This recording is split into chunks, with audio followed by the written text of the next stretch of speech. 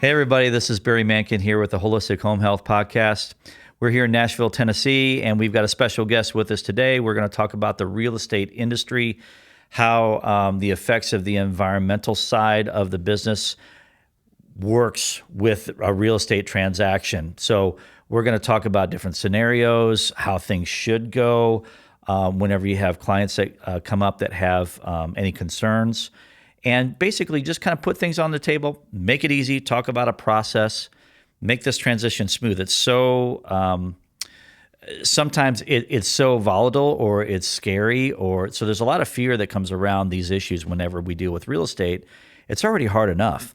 So we're trying to bring transparency, and we'll talk with one of the top realtors here in Nashville. This is Logan Rhea. He is an investor and content creator. He is the founder of Pro20Five Group at Real Broker. And then he helps his clients with purpose, trains agents. They build clear, consistent, connection-driven businesses. And he's a former musician. So, hey, Nashville, like he's one of us, right? He's not just some guy that just came in from nowhere. He's one of our people. So, a good bass player, by the way. I've seen him. And he's turned into a video strategist. He creates luxury home tours, educational content to grow his brand, a coaching platform, and a national referral network. He lives in Donaldson with his wife, Britt, their son, Theo, and 2 Australian Shepherds. I hope that's a good introduction. Did we cover everything? That's a great one. Very, very in-depth. Appreciate that. But I just wanted to welcome you. Thank you so much for coming. Yeah, I've known Logan for a while. I've known Logan before he got into real estate. And I was watching him play bass more often. So, but we've had a lot of good experiences together. We formed a great professional relationship outside of our personal. And I'm really happy for you, proud of what you've become here. I mean, like I could not have imagined that you've just become what you have in real estate. It's like, wow, you've just blossomed like crazy over the just past few years. People around me, man. That's People right. like yourself. Well, only as good as the team around you. There you go. So why don't you tell us about how things are going, what you're doing, tell us about some of the things that we introduce. Yeah, definitely. So, I mean, been in the industry the past 5.5, almost 6 years now, and helped clients from investors to 1031 exchanges to first-time home buyers to people relocating. And recently with YouTube, launching that about a year ago, less than a year ago, helping people with educating them on different aspects of real estate, and whether it's investing, whether it's looking at really fun luxury tours, different areas of the city, kind of being just the mayor of the digital space and of Nashville, Middle Tennessee in general. So that's been like a huge focus, is basically building the brand to where I'm attracting clients and able to be an authority instead of just a salesperson, and truly helping them. And then it lives online and it's evergreen and continues to compound. And really that's one of the best ways. Like if you go online and you have a question, are you just going to go read something? Are you going to call a friend? You might do those things, but you're probably going to go to YouTube because we learn body language, video, and what is it, like 70, 80% of communications body language. So I'm going to go to YouTube so I can understand, I can rewind, I can pause, I can speed up.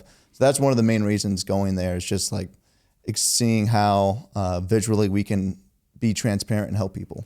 That's interesting. And it's such a hot space right now. A lot of people are going this route. It's the future. It is. I remember years ago in my industry where we were talking about marketing for like the home inspection side of the industry. And even like, 7, 8 years ago, the phrase that took me or that made the most impression was, you got to go where the eyeballs are. Yeah. And everybody's eyeballs are on these things. Yep. Like we just did our introduction off of this. Yeah. Right? It's craziness. So now I need these.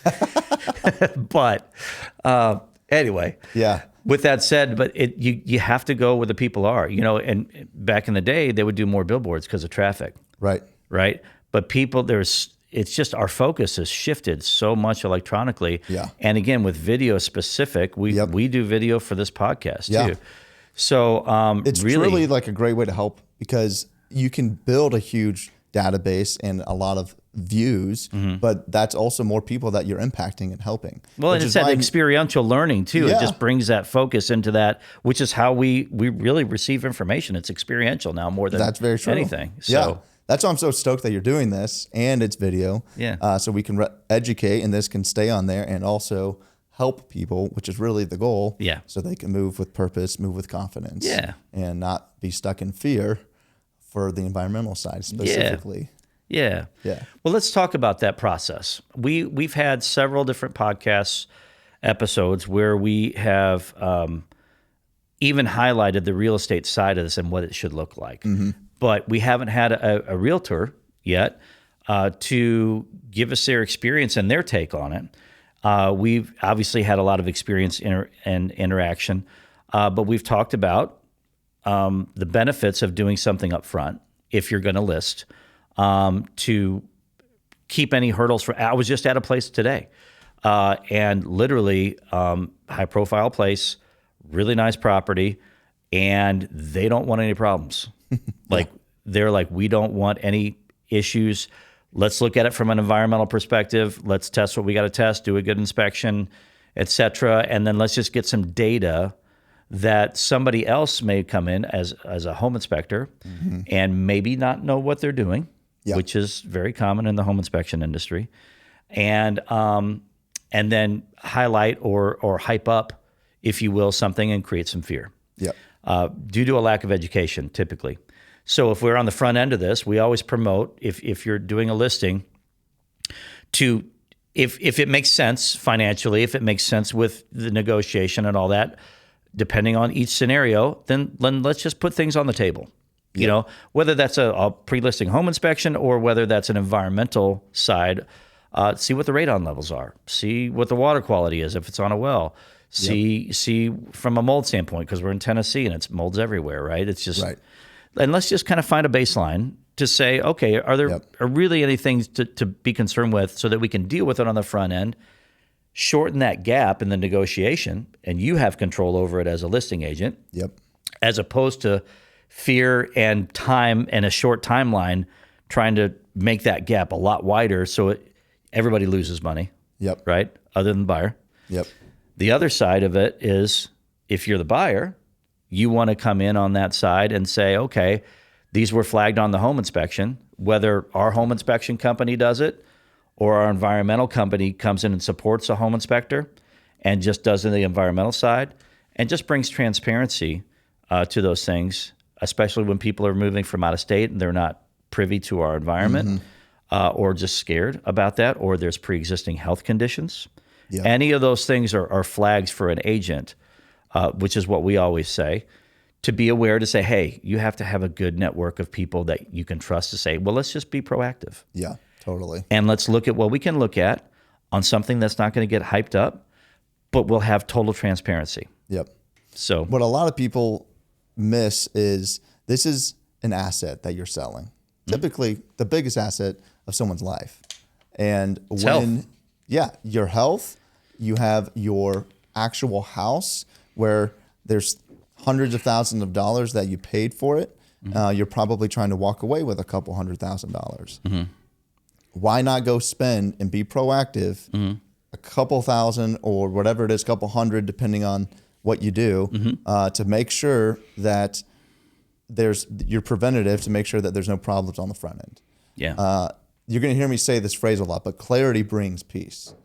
So do you want to move with clarity so you can promote peace, or do you want to be unclear about what you're going into with one of the biggest sales typically of your life?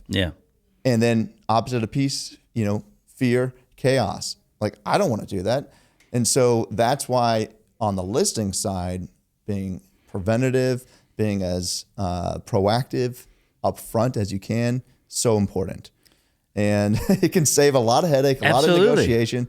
And it's also disclosures. And that's like we had one recently where we got you guys, your inspection company, Four Corners, to go out and do an inspection and found a skunk in the crawl space. We found me. one of my guys. Luckily, it didn't get sprayed. The vapor barrier, all this stuff was falling apart. The homeowner had no idea. We found a bunch of we tested for radon, termite test, and we also got it tested for mold. That came back really low. We got it. There was no need for mitigation for the radon, and then the termite was a clear letter. So now that gives me leverage to, as the agent that's listing it, to say, hey, look, this house has already been tested on all these things. You can go do it, but here it is. We're that much of a better house, because there's a lot of houses right now in 2025 on market. So we're going to stand out. So if you want to stand out, you want to get your house sold faster for higher, probably would help to do a pre-listing inspection, get it tested. If you find mold, bring that in. I actually would love to dive in though on, from your perspective, what are the steps typically for if someone does find some form of mold, whether it's a homeowner or an inspector that finds it for a house that someone's buying? Because I feel like there's a lot of, just put some some spray on it and you're good to go. Or what's the thing they usually do? Not hydrogen peroxide, they do chlorine or something. Yeah, well, there's all kinds of different, we call that the spray and pray method. Yeah. And I'm all about the pray part. Yeah. But he also gives us a brain. So he doesn't say if you make bad choices, I'll just fix it for you. He doesn't say that. Yeah. Yeah. But what he does say is use your brain, get a good network of people that you can trust. And the idea is, depending on who we're working for. So let's give this, like a buyer goes in and they're about to buy a house. They do the inspection. Yeah. We get a mold sample, comes back, it's a little high. What are the next steps? So here's how this usually works. We'll have typically that's our basic package too. We'll give radon, termite, and a mold sample. Right. That is like the most basic environmental side that we will add on to a home inspection. For the home inspection. So if that comes up, and that mold sample usually is in a specific location that we found, either in a crawl space, wherever there was visible mold or a leak that we would, or a wet area that we would want to highlight and say, okay, what's there? Right. And the only reason we do that is to A, give some transparency, but B, help with the negotiation. Yep. So that you can say, okay, type and concentration. What is it? Does it require containment? Is it a crawl space issue specific? We have actual numbers and data that help with the negotiation. But depending on the situation, it may constitute further testing. Yeah. So we've already done a good investigation, whether that's moisture mapping and infrared for the exterior walls, if we're concerned about that, to give, again, look at where infiltration comes in or where moisture has been or is continued to be, and also to see what's in the air. We get a baseline. These are all controversial things in my industry as far as like the process, but the way we do it, I want to see what somebody's breathing first. Yeah. So I want to know what the main exposure is. Air quality test. Yep. Yeah. And that again has its vantage points, but it also, you don't see everything with that. Yeah. But it does say, okay, is this room contaminated or not? Because if it's in the air, then I know it's on all these surfaces, plus your stuff. Yeah. Which changes the level of remediation that needs to happen. So we want to rule that out. Totally. I'll also do a history sample, like usually at the return, to say, okay, historically, if there's been, as an example, the kitchen was remodeled recently, and it's the nicest place in the house, why? Usually, depending on the scenario, it could be a water vent that created that. Might have been an insurance thing. Was it remediated properly? If I go to that return and I get a sample out of there because they never clean the ducts, I get a return sample and I see Stachybotrys or Cotomium in there, which is waterborne molds, then I'm going to say, hey, we ought to check out other surfaces. Was there a water vent? Did they disclose that? Yeah. Oh, yeah, we had a contractor do that.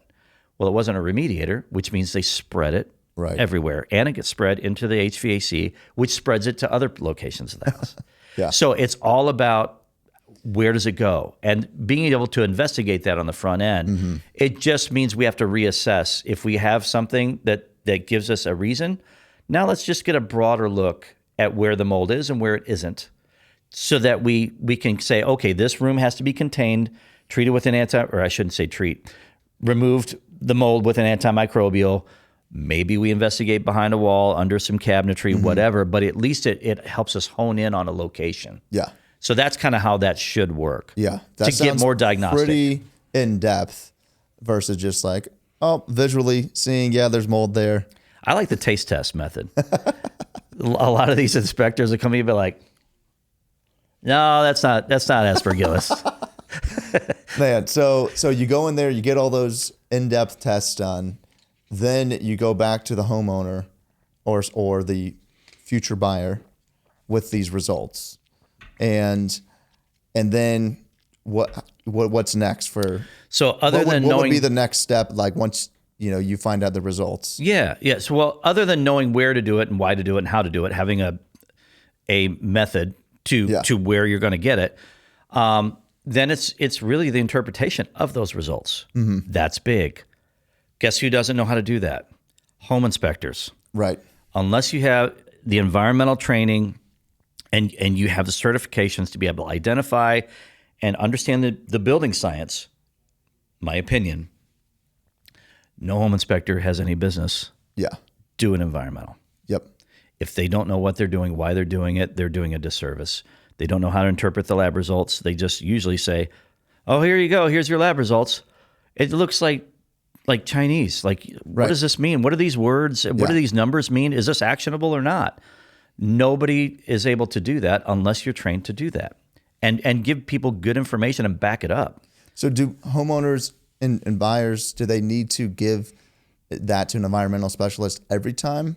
Or absolutely. Yeah. So you get the mold sample back, run it through an environmental specialist like yourself, then determine if you need to go out there to do specific tests, like you said, where, how, why is this happening? Yeah. Well, in my opinion, the environmentalist needs to be taking that sample in the first place. So home inspector, if you guys are not trained in this and you do not have those certifications or the understanding about why you're doing what you're doing, you get somebody like me in your network. Yep.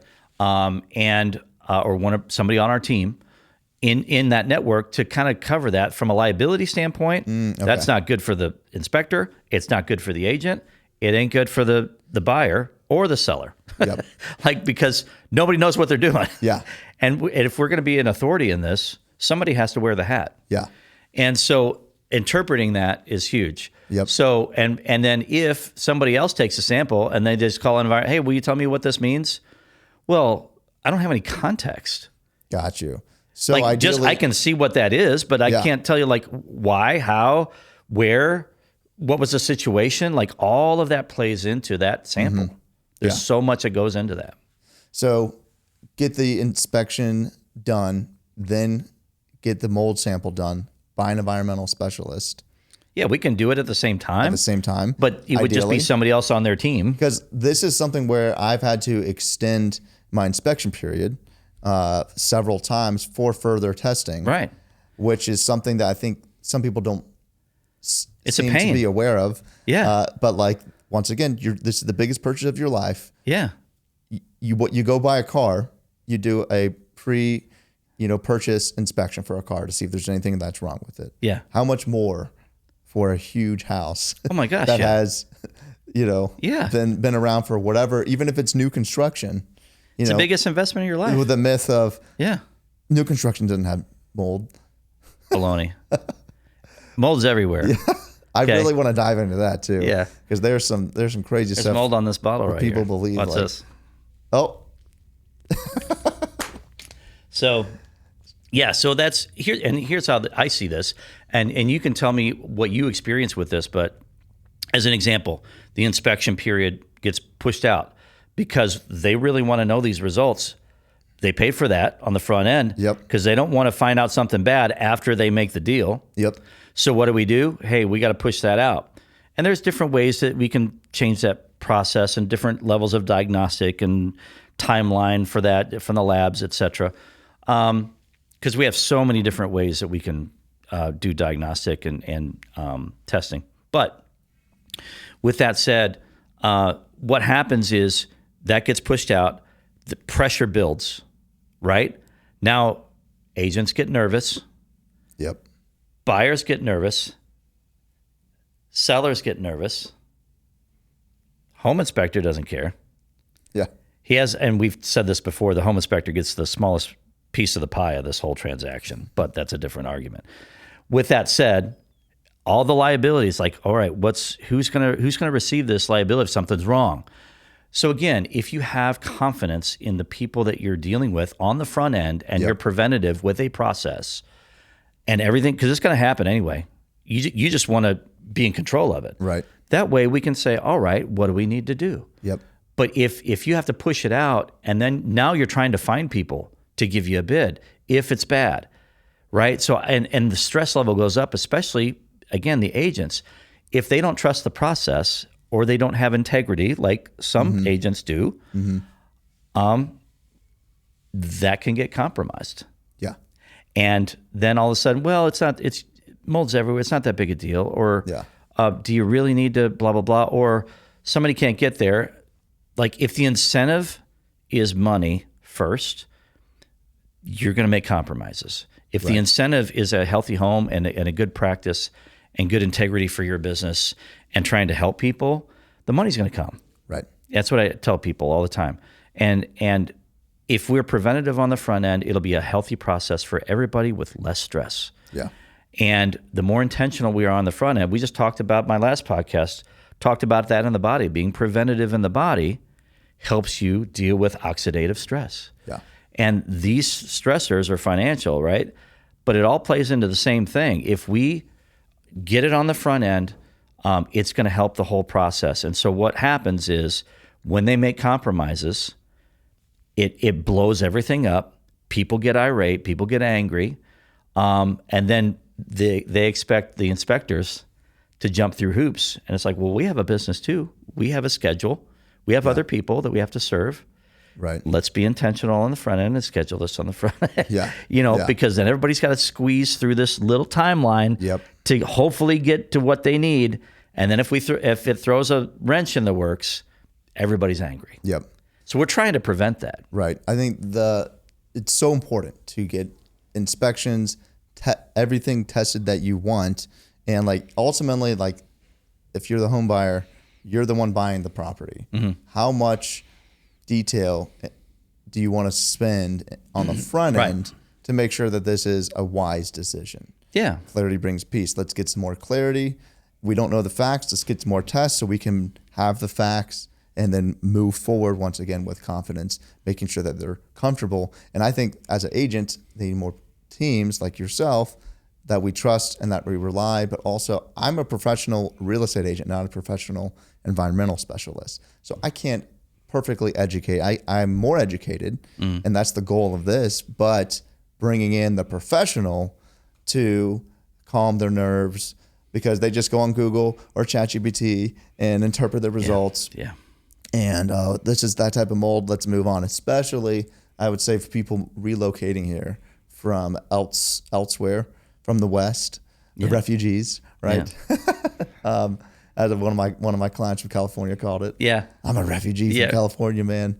And it was like, that was a really good example. Honestly, these guys moved here. We did an inspection with you guys. We found that there was a leak. So we looked further into it. This is in East Nashville. Found out that there was an active leak. Yeah. And guess what happens with the active leak? All types of questions. How long has it been active? Let's get the mold samples. Let's get an environmental specialist. Let's get the testing. So they ended up getting it tested and using their own company. But that was where it was a little tricky because a lot of times people get remediation, restoration, third-party testing, or just testing done by the same company. Or no testing at all. That did it. And it's like, it's done. So you have to be educated on the front end as the buyer's agent to say, hey, we want a third-party test. That's what a PVR, right? PRV. PRV. Close. PRV. Still learning. It's a brand of beer, I think. Yeah. PVR. and then making sure that those are clear so that once again you can move with confidence. So like that example, they wanted to move forward without a test. Yeah. I'm like, well, how do we know that the person that restored it, which is not even correct terms, right? It should have been remediated. Yeah. was that they even did it correctly. Right. And because of you, we ended up getting a third-party test and, cleared it off.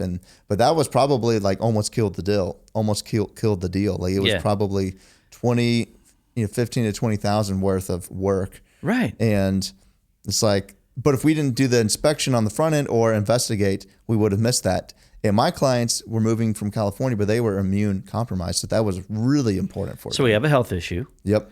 We have fear, right? We have a situation that could blow the deal. A listing agent that was uneducated. Yes. So I had to educate them. Yes, exactly. And now we have somebody else in the mix that's doing the work that also isn't going by the book. Yep. Which complicates everything. And because somebody threw somebody in there to fix it or kill the mold or, whatever. And it's like, well, we're dealing with tiny, tiny things. This is what people don't realize.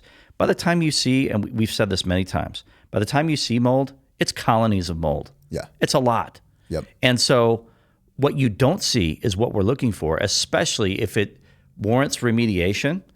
And we need to get containment set up so that it doesn't spread in the house.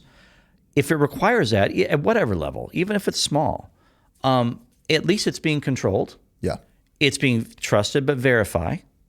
And that verification comes from a third party, especially from a liability standpoint, from a negotiation standpoint. You guys, everything goes by numbers. Right. We go by numbers. Yep. Numbers don't lie. People do. So it's just like we all go by numbers. So all we're doing is the same thing. We want quantitative data to say, what is that? How much of it is there? And then based off our interpretation, does that warrant a professional to do X, Y, and Z through a process? Yep. And we always refer to the IICRC S520 guidelines, which is a fancy acronym. Basically, it says how mold should be remediated every time, which also talks about third-party testing for verification, the PRV, to say, okay, I can test the wood when it's done. And if they've done their job by the standards of practice, which everybody should, then I can, much like licking, for mold, but I'm doing it with a meter. And I can see, A, is it alive or dead? B, take a sample and say, is any dead spore even there still? Because the process of remediation calls for removal, not spray and pray, not kill claims, not I put some treatment on it. I don't care what they say. If it requires remediation, it's remove.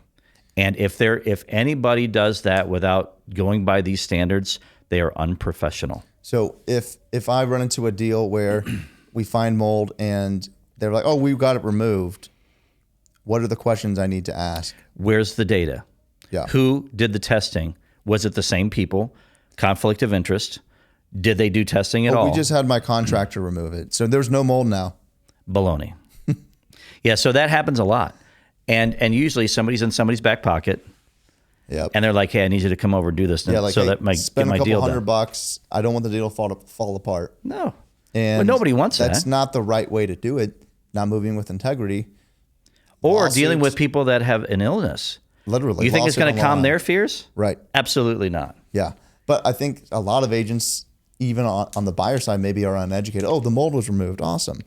Like, us as realtors are doing the clients a disservice if you're not educated on multiple facets of real estate, of a house, of a property, of the conditions and things that can happen. And so the correct way is to have a remediation company that's certified and go in there and remediate it, which includes the proper removal, right?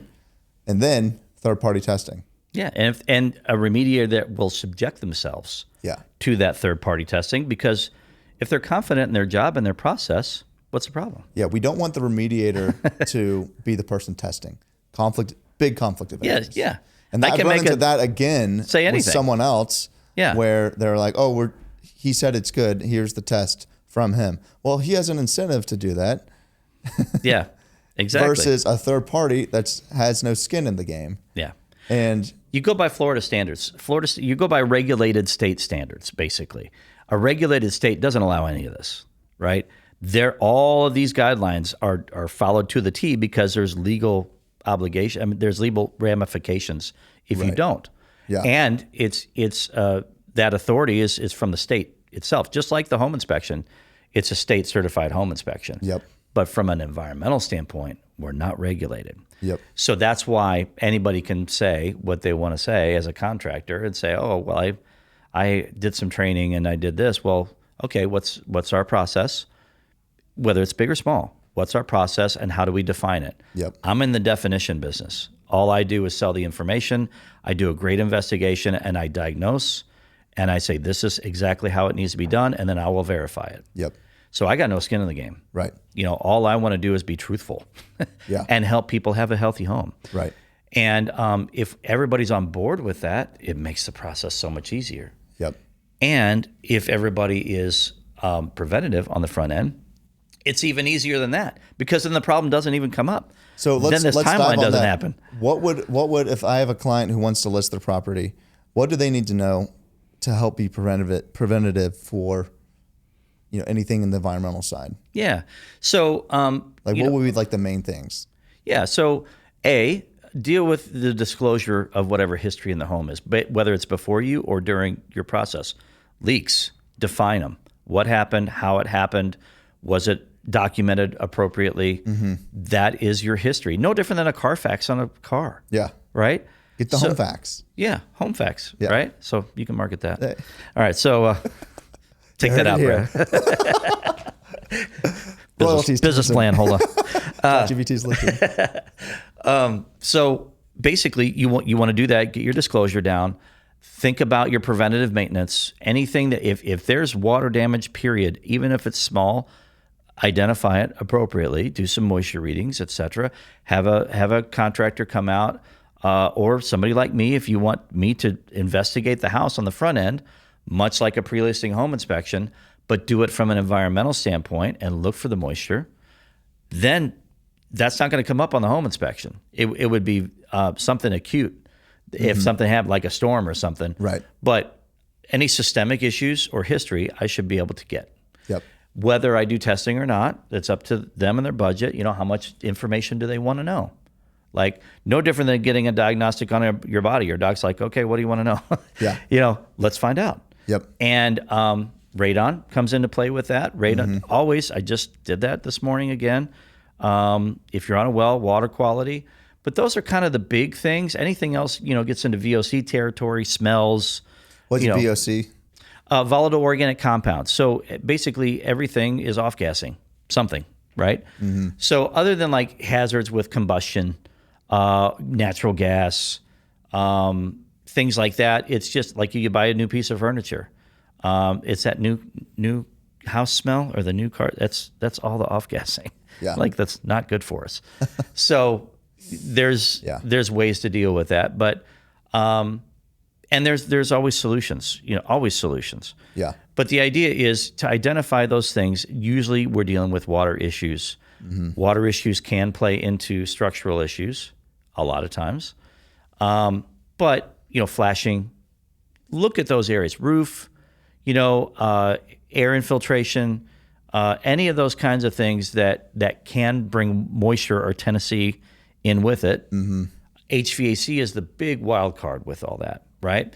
What do you mean by that? Getting that looked at. What is the health and integrity of that system? So do you do that, or does would an HVAC person do that? Absolutely. So there's levels, right? Yeah. So we can diagnose that at some level. We also have people in our network that can diagnose it from like another level. Yeah. So if you need performance evaluations and a total diagnostic rundown of that system, maybe. Mm-hmm. Is it $1 million house? Maybe. Are the systems like 10 to 12 years old? Might not be a bad idea. Right. And then give that. It's documentation. It's a way to upsell the home. Yeah. To say, hey, here's this. Here's this. Here's this. Here's this. This was all done recently. What else do you need? Yeah. Fully disclosed. And then it's kind of like, healthy. What do you need from us? Those are all certified people, not in our pockets. Yep. That are third parties. Anything else? No. Okay. Well, looks like it's worth full price then, doesn't it? Yeah. Right? Oh, actually, that gap all of a sudden gets here. Yeah, totally. If every agent did that, man, that would be great. Yeah, instead of like $10,000 to $100,000 of a gap of negotiations, Yep. you maybe spend like 5 to 10 on the front end. What I've seen is on just like the design side, people want a move-in ready house, not a project. Yeah. Well, go a step further, make it move-in ready with a healthy home so that you can have clarity, which brings peace, knowing that you're selling an awesome house. There's not going to be any stressors or surprises when their inspector comes through. And then also you're able to present it with confidence and know that it's worth what we're saying, versus a lot of times people will go in there, like if they don't see it painted or there's the carpet that could have been done, they inflate the prices.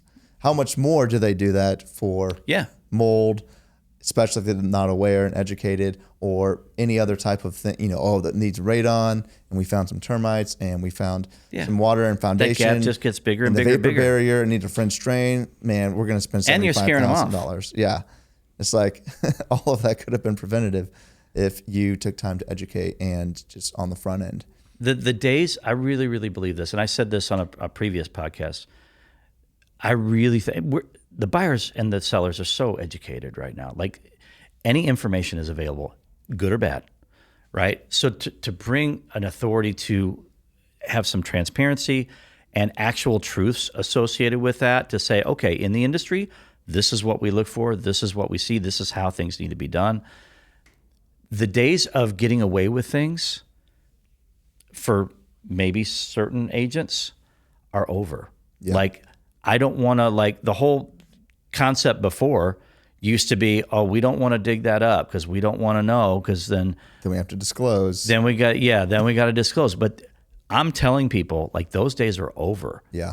The inspectors are good. The training is good. Yep. And if you have that bad of inspector now to where they're going to miss something that's going to cost something like that, you probably ought to get different inspectors. Yeah. But they're few and far between, because the education for us now is so good.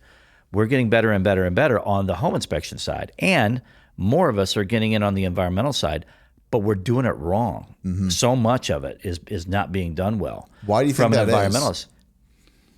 Yeah. All it is an ancillary service. Wow.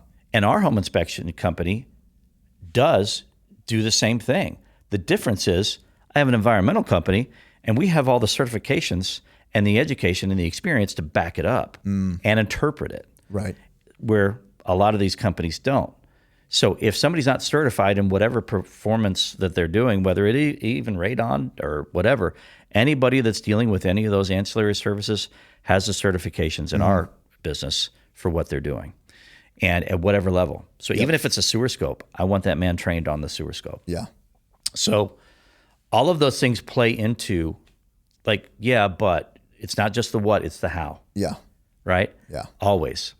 And so if we can, again, bring some transparency on the front end and say, okay, we're not going to get away with much, be preventative, the gap of the negotiation just shortens, and everybody makes more money. So what you're saying is, if you're preventative on the front end, you have a better chance to make more money.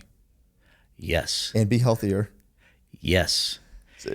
Less fear, less anxiety, less stress, all of the things that everybody freaks out about because they're trying to not put something on the table because they think nobody's going to find something. Yep. We're going to find it. Like, it's going to come up. Yep. The only wild card is really the environmental side.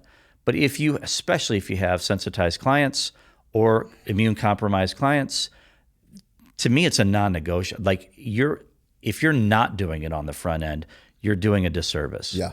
Because then it's like, oh, hey, let's deal with this. Yeah, you got to put a little bit more on the front end to do things well. Yep. But maybe that changes your negotiation for the price, because you can, get that. You're not going to get negotiated down now. Yep. So whatever range you thought, you have control of. Yep. And so you're saving money. Yeah. By doing it, a lot of money. Leverage. You said the what and the how, and really, I think it's stressing the importance of the who, and the importance of a network, and making sure that you have trusted, reliable, educated, professional, certified pros and teammates, essentially partners that you trust that can educate your clients that have their best interests in mind. And so a lot of people move here, though. Let's go into the mold thing. That we're in Tennessee. There's mold in Tennessee. Maybe not in Washington or Arizona or California as much, but they move here and they freak out because of the mold. Yeah. What are the common misconceptions that you run into from buyers, maybe that aren't local or around Tennessee, or maybe people that live here? And Yeah. what's the alternative to that? You're going from a dry climate to a wet climate. Yeah. Right. And sometimes a cooler climate to a hot climate. Right. And just with thermodynamics, the principles of those things being more of an issue alone, fear is already, if somebody's already got the walls up, you already know you got somebody that you need to give confidence to, right? And so the awareness is to say, hey, most of this is HVAC. Other than outside moisture influences, any history from a disclosure from leaks in the home, and outside influences being taken care of as it relates to like gutter drainage and grading and, irrigation and cracks in the foundation, whatever, flashing, things like that. It's really about HVAC. Having the ducts cleaned and sanitized, huge. Shout out to 3-in-1 duct cleaning, shameless plug. That's good. But that's a big deal, not just for performance, which is about up to 30% of efficiency, but it's also you get what's the health and the integrity of that system. If there's influence, if there's varmints in there, whatever, you get all that system cleaned up. Then you say, hey, it's just been recently cleaned and sanitized by this company who has the best process in town, blah, blah, blah. Another selling point. Yep. So any of that kind of stuff that can be done on the front end is huge. But when these buyers come in, they need to ask for those things. Hey, what's been done for the health of the home? What water management practices do we have on the outside? What other than the age of things and the disclosure of things, it's really looking at those things and then associating that with whatever network that you would have available to verify these things. Yeah. Or if it's done on the front end from the seller, they have those recent certificates or inspections available from those reputable sources. And the integrity of that process should stand. I see all the time, like mold is a 4-letter word. That's what we always say in the industry.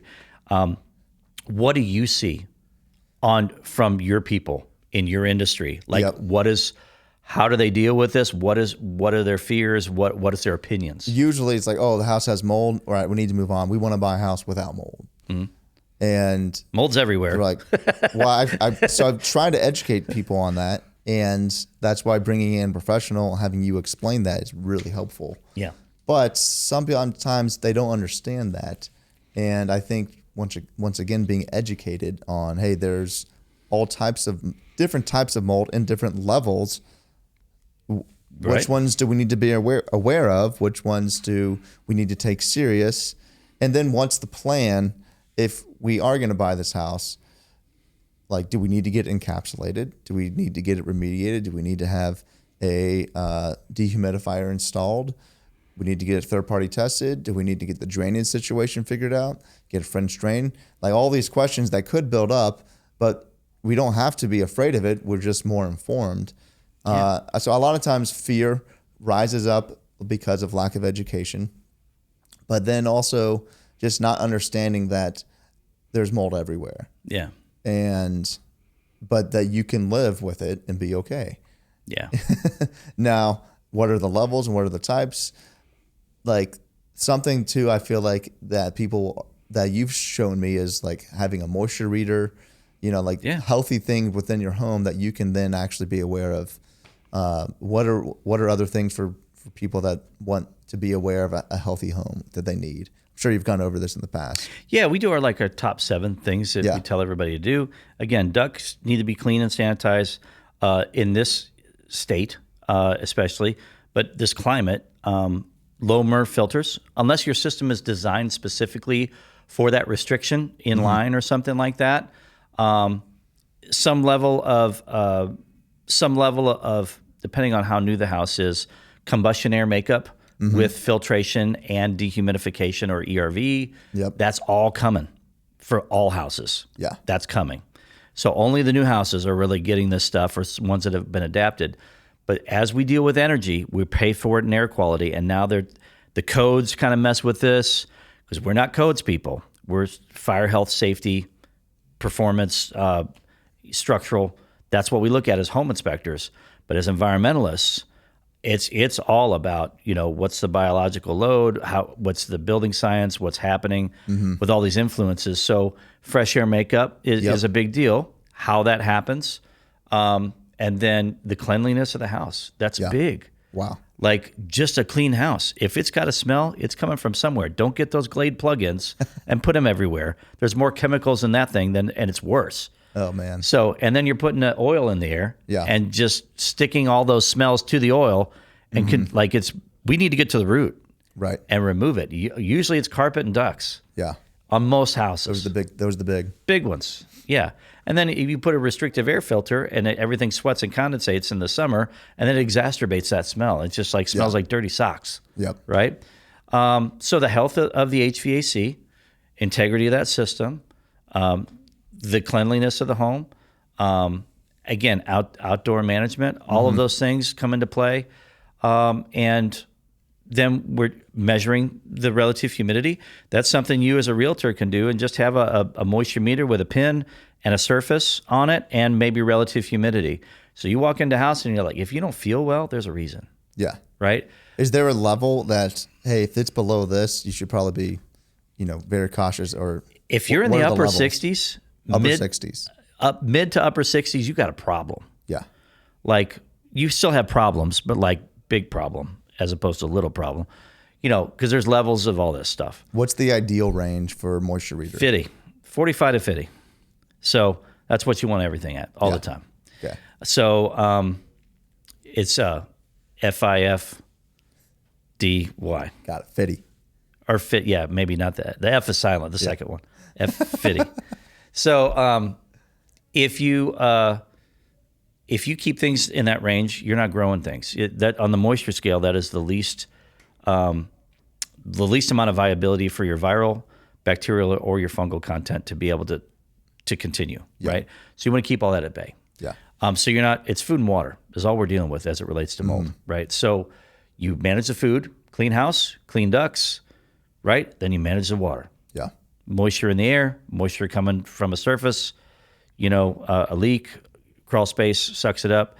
I could go on and on, but obviously we're probably running out of time. But I would say for a realtor to come into this situation, have the right people in your network, not just somebody that gets things done. Yep. Somebody that has integrity in their process, does things the right way, and be preventative.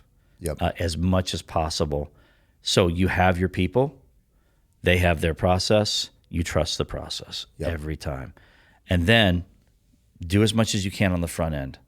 If you can list it or ask the questions on the front end. Right. Get as much disclosure on the things that involve the environment. Yep. HVAC, water leaks, flooding, any of that kind of stuff. Any recent improvements, ask why. Yep. I always have to go back to people. Well, why was the kitchen redone? Why was the crawl space encapsulated? Why? It's because of a problem, usually because of a water problem. Did they deal with the mold the right way? Yeah. If that was the case, then let's find out. Right. We were just at I know we got to go, but I was just at a house the other day, huge house. They did the improvement after the water problem. Guess what they didn't do? Remove the mold. They did the expensive encapsulation, dehumidification, all those things. Didn't remove the mold. And there's a lot. Just uneducated. Well, they wanted to make money off the vapor barrier. They didn't want to deal with the other stuff, and they said, okay, we fixed it. Yeah. But you didn't remove the existing mold. Yeah. Now, all that's going to get contaminated for that process, and all that money's wasted. Yeah. Other than the dehu, which you can pull out of there. But it's contaminated. Yeah. You got to clean it. Yeah. But all that's got to get removed, then put all that back again. How much does that cost? A lot. And then you're preventative. Yep. Encapsulation is preventative. Remediation is removal. Yep. And all these things, you need to stop the bleeding, you got to stop the water, but you do that after you remove the stuff and then put the other things in place. So what about the restoration? Because I believe when my house flooded, Yes. I had a house flooded, and then we got a restoration company to stop the water. Then we got you to go in there and test it. Then we got it remediated, and then you test it again. Yeah. That should be the correct process, correct? Most situations that have any level of water intrusion, yes. Yeah. Yeah, that's the short, just because we're out of time. But so yeah, I mean, if you have a direct water intrusion, you define the process on the front end, you define the scope of work for a remediator, they remediate, then you do your PRV or your post-remediation verification, and hopefully it passes. What about getting it tested beforehand? That's that defining process. Okay, gotcha. Yeah, Yeah. that defining process defines that scope of work, both with an investigation, moisture readings, Yeah. et cetera, and in some And I cases know that testing. we submitted that, and the insurance guy almost didn't let us, pay you to get it verified, but ended up, hey, like we need to see if this is actually healthy, if it actually worked, and we were able to eventually get it done. Yeah. But something just for insurance, having the right team that can work with your insurance agent, Yeah. and also fight for clarity, fight for what's right, Yeah. integrity. Hey, look, we're not just going to pay for stuff, and then now the water issue that came in is still there because the mold's still there because we never got it tested. Yeah. Like, You got to bookend the process. so man. important. Yeah. Logan, I can't tell you how much this time has flown by. Obviously, we can talk about this all day. Yeah. Thank you so much for coming here. Of course. And I just wish you all the best of luck here Yeah. in Nashville. And we look forward to doing more deals together. Yeah. Thanks for having me on. I'm glad you could educate my clients, educate other fellow realtors, because the industry will thrive if we have education and clarity and integrity. Boom. Have a good one. Thanks Peace. for watching.